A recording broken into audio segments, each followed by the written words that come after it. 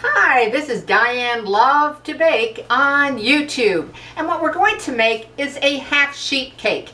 Now, if you're looking for party cakes, social cakes, church social cakes, I have probably, I don't know, I'm just guessing, but I would think I have maybe 10 or 12 of half sheet cakes. I mean, I have German chocolate, red velvet, chocolate, dark chocolate, vanilla, oh my gosh, I can't even think all of them, caramel, you know, just it's so many on there, because I bake a lot for friends and family, and also for church activities and that kind of thing. So, you know, I bake a lot of large cakes. Now, let's talk about the pan real quick.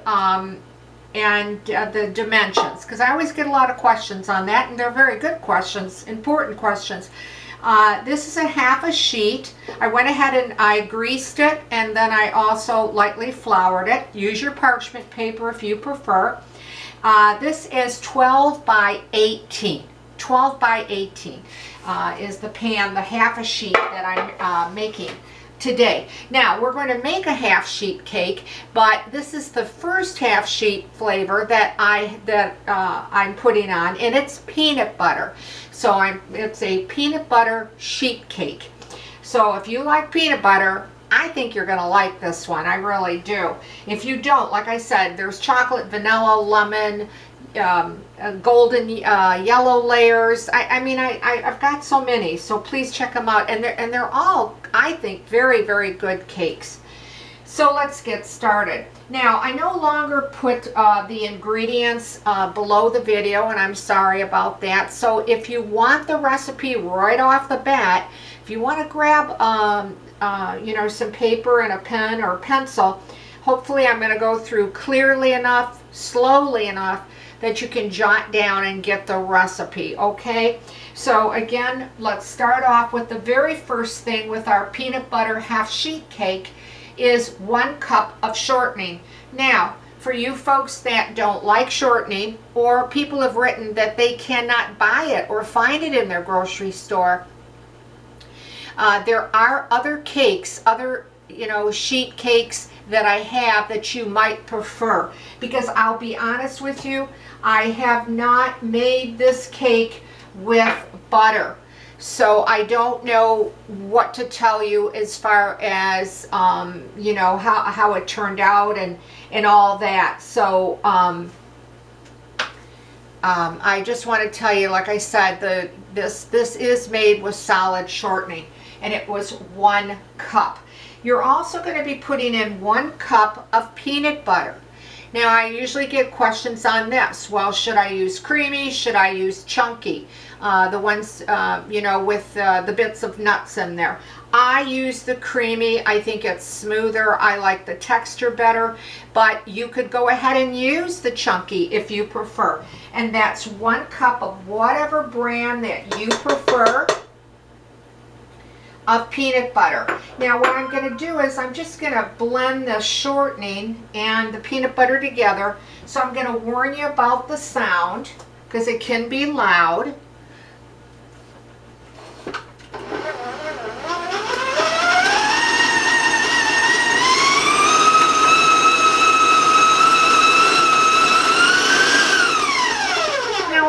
I'm going to want you to spend a minute or a minute and a half and really cream those and blend them, but I'm moving it along due to the video. The next thing that you're going to be putting in is granulated sugar, and what you're going to need is 2 1/4 cups of granulated sugar to this mixture. Again, the sound, okay?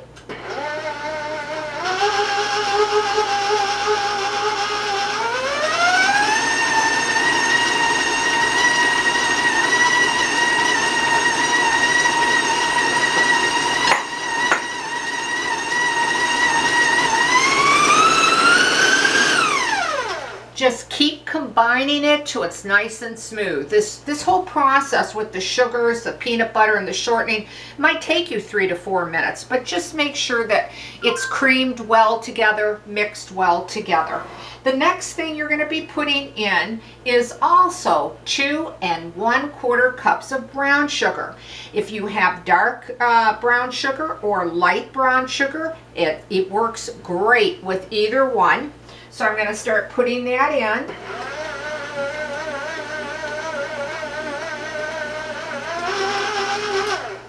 And again, I want to warn you about the sound.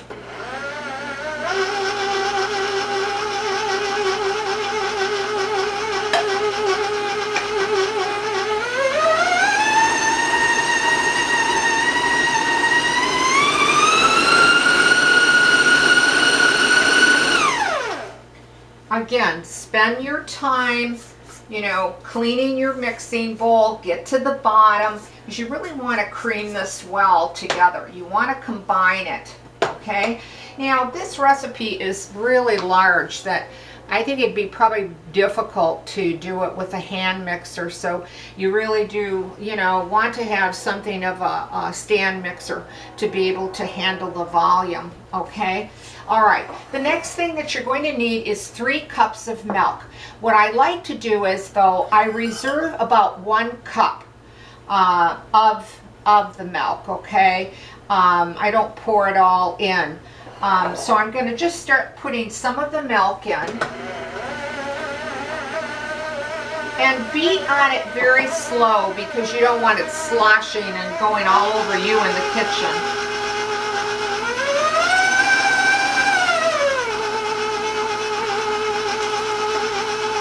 Like I said, just leave about a cup. You don't have to measure it, just kind of judge it or eyeball it. Here, I want to kind of get to the bottom a little bit. And spend time with this. Again, spend that minute or those 2 minutes of creaming it together.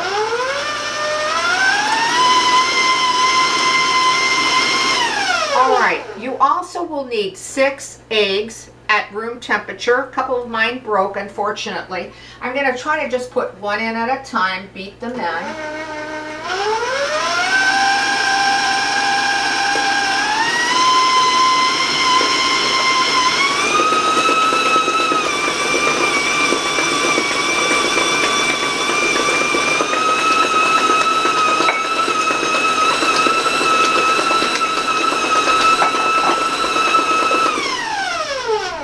That was 6 eggs, room temperature.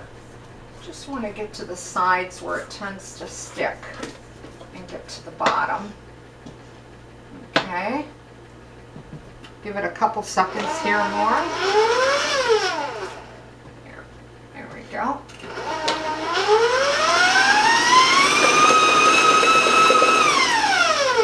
And we're going to be needing vanilla. So you're going to need 3 teaspoons of vanilla.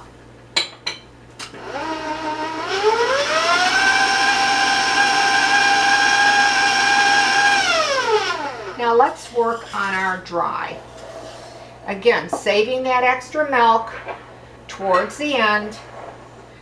You will need 6 cups of all-purpose flour. That was 6. So I'm going to just try to put in 1 cup at a time. Now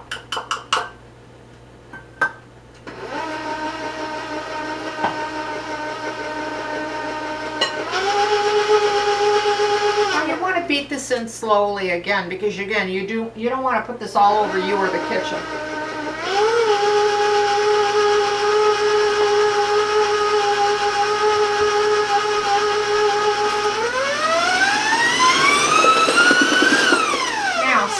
Time blending this, it might take you 5 or 6 minutes or something like that, but take your time because you want it smooth and you want it creamy. If you feel that you go a little too fast, I like to just put my towel over.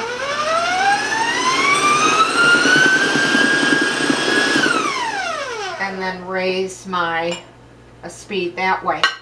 Okay, I'm going to put another cup in. And at this time, I'm going to put my my baking powder in. You need 6 teaspoons. 6 teaspoons of baking powder.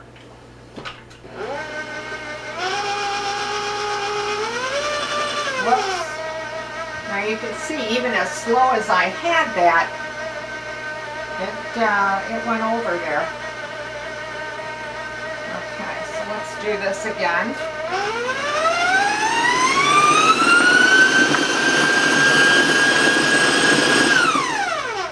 Alrighty. And now we're going to put our salt in. That's 1½ teaspoons of salt. 1½ teaspoons.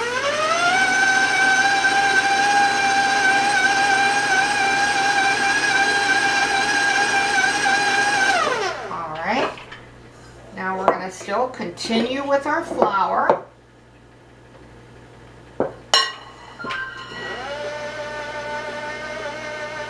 When you start to see if your mixer's, struggling a little bit, that's when I want you to use that extra milk that's left over. Okay.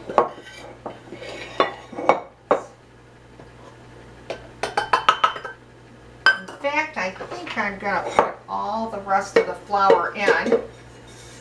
I don't want to keep you too long today on this video. Okay.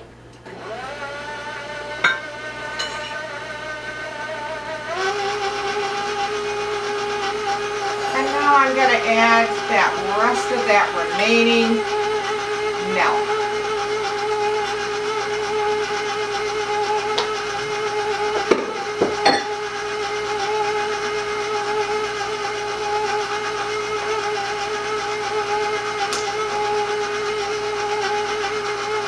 I'm going to raise my speed a little bit.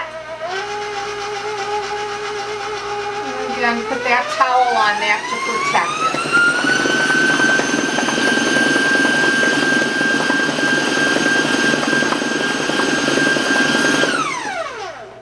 Now I'm using, a lot of speed there.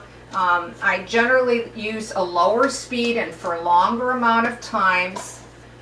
Again, I've got to get to that bottom of that bowl and clean up those sides. But I want to move this along due to the video. So another couple seconds here and warn you about the sound.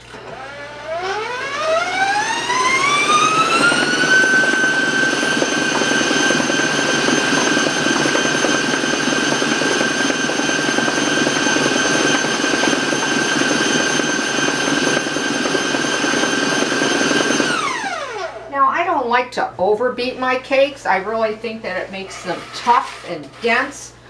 But you'll want to spend enough time to make sure that you've blended it well, that you've beaten it well. And this whole process of the creaming it once it's smooth, I go for sometimes 3, even 4 minutes or so.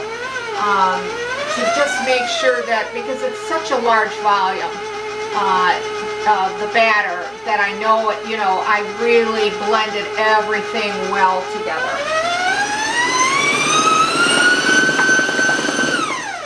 Okay, and hopefully I did that.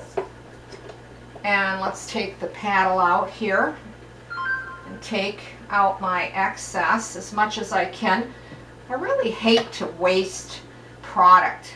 You put all the time, all the energy into baking, which is, I think, so relaxing, and it's a lot of fun.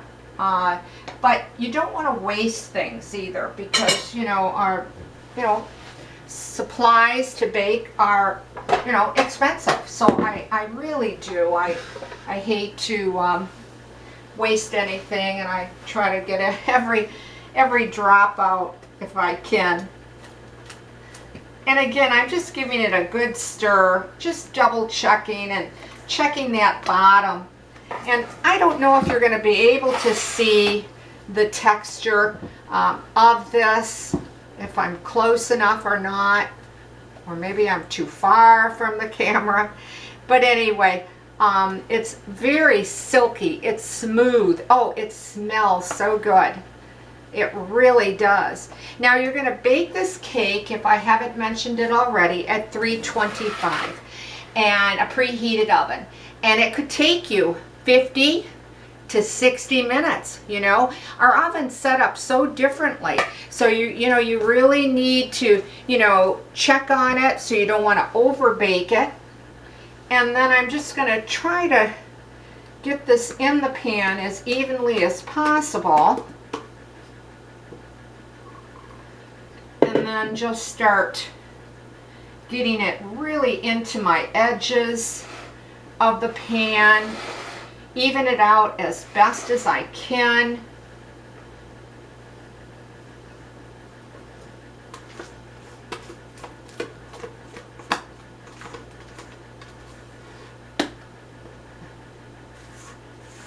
When you bake this, and I probably already said this, but it bears repeating, your whole kitchen will smell so good. This cake is delicious just without any frosting or any icing. It can be, you can sprinkle powdered sugar on the top, or just like I said, you can enjoy this cake by itself with no frosting at all. That's how tasty it is. It really is. And here with my knife, I just want to get that excess off of there. Okay. Okay. And you can lightly tap your pan if you like. You like to do that. Okay. And let me just get that excess out. And we'll get that out of the way. Give it a little bit of tap. Sorry, I know that sounds so loud. That's one of the reasons sometimes I don't do it. And I'm going to wash my hands quickly because, I'm working with raw eggs. So I wanted to wash my hands. And again, you put that in a preheated 325. And oh, what a good cake. Okay, now I want to show you what it looks like once it's cooked up and baked up. And this is how it'll come out. You'll have a beautiful golden brown on the top. Don't mind the bubbles or that kind of thing. It doesn't affect the cake at all. And what we're going to do is we're going to cut into it so that you can see the crumb on it.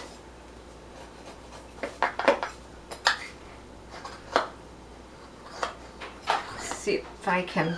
I usually use a spatula, but I forgot to take it out. Okay, much easier. Let me grab it. Okay. Hope I got to the bottom there. Okay, there we go. One little piece missing. Well, that's all right. Okay. You'll have a beautiful golden brown on the bottom. I don't know if you can see how moist or delicate this cake is. When I'm pulling it away with the knife, you can see the crumb. It's not real dense. It's not real heavy. And then when I press on it, I don't know if you can see it, how it just springs right back and how light and delicate it is. It is a great tasting sheet cake. It really is, especially if you like peanut butter. Now, if you want, of course you can make peanut butter frosting. I believe I have a recipe on my channel, and I have lots of chocolate fudge. I have frostings that are easy to make, some that have to be cooked. Hard shell chocolate coating. But I mean, I have many different types of frostings and icings on my channel to put on this cake, or just use a bought frosting if that you prefer, and it's easier and it's quicker. So there you have it. You've got a half sheet 12 by 18 peanut butter cake, ready to go for any occasion, whether it's a birthday, graduation, bridal showers, you know, that kind of thing. Church social. It is a good recipe. I hope you try it. If you do, well, leave a comment because I'd like to hear from you. If you have a question, I will do my very best to get back to you in a timely fashion. But I also want to remind you to please watch me solely on YouTube because it's the only place that I put my videos on. And when you write to me, I want to be able to answer. And that's one of the reasons I no longer put the recipe below the video, because I'm not alone on this. But when people take your work, claim it as theirs, post it, pin it everywhere, you write to me, I am so frustrated that I can't answer. So if you watch me on YouTube, you write to me on YouTube, I'm going to get your question. I'm going to get your comment. And I really appreciate your time on it. I really do. And for all the people, close to 21,000 subscribers that have taken the time and subscribed to my channel, I can't thank you enough. So again, thank you for watching Diane Lovetobake on YouTube. Stay well, stay safe, and I'll see you soon.